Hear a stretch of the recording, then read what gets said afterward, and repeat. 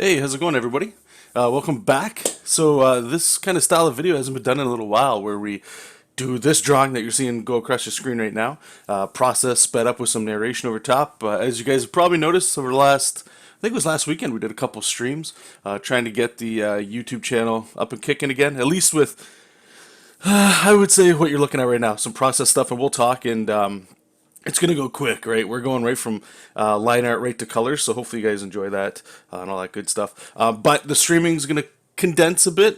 We've got some life changes coming up where it's going to be hard to make the time to do that, especially with trying to get audio, like chunks of audio at low times. But anyway, stay tuned for that.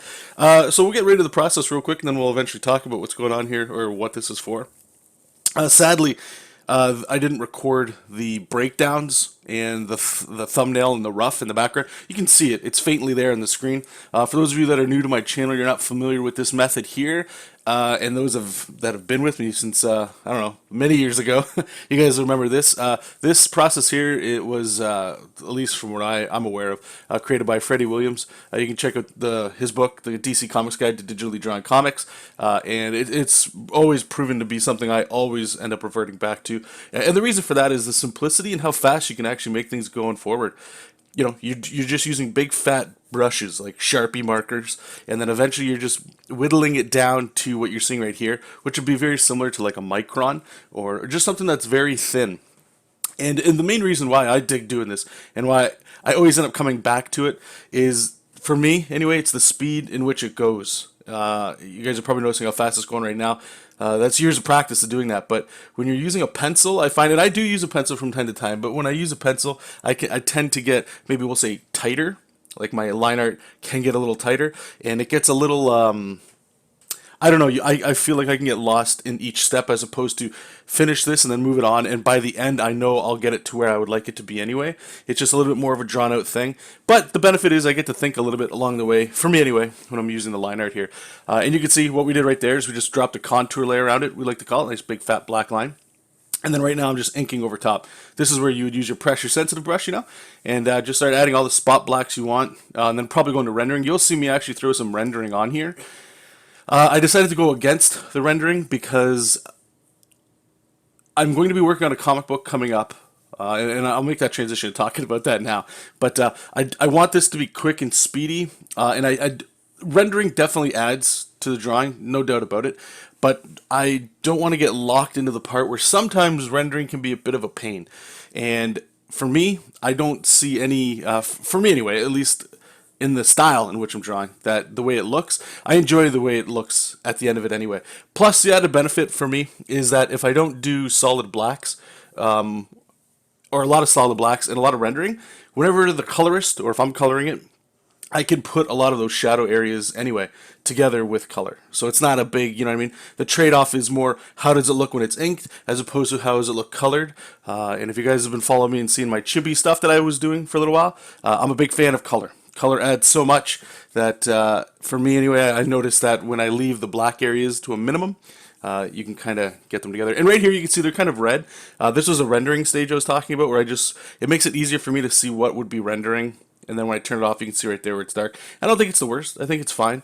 But again, who knows? Maybe we'll add to it. But for now, I want to kind of steer a little clear of it just to speed things along. And then I guess another quick processing, and I'll quickly talk about what's going on, why I'm even doing this thing. So the Kirby stuff, I used to use a Kirby brush. I've seen a lot of people use a Kirby brush. I just don't like using it. I feel like I don't get organic Kirby crackles with it.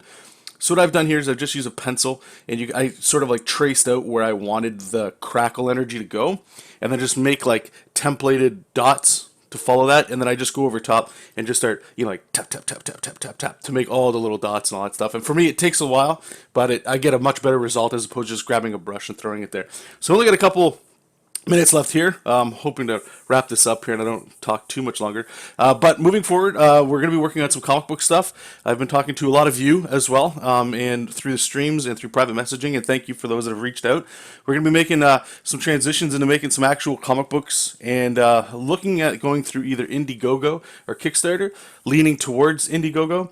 I've had a couple people that have asked me or shown interest in maybe doing a collaboration with some comic stuff too. But like I said, some life stuff's happening where time is going to be cut short, and I'm only going to be able to do burst work. So stay tuned. I'm not going to fill my plate up to the point where nothing's getting done, because we don't want that. But I've made the decision going forward that we're going to be putting a lot more time and energy back into comics, and it's felt great.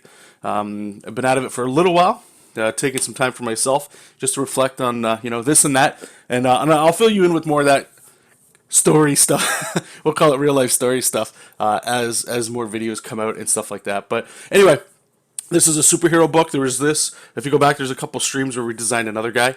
We're making a team book, so you guys will be able to stay tuned for that. And actually, hold on. I don't know if the video is going to stop here or if we're going to keep going and see some color. Let me see.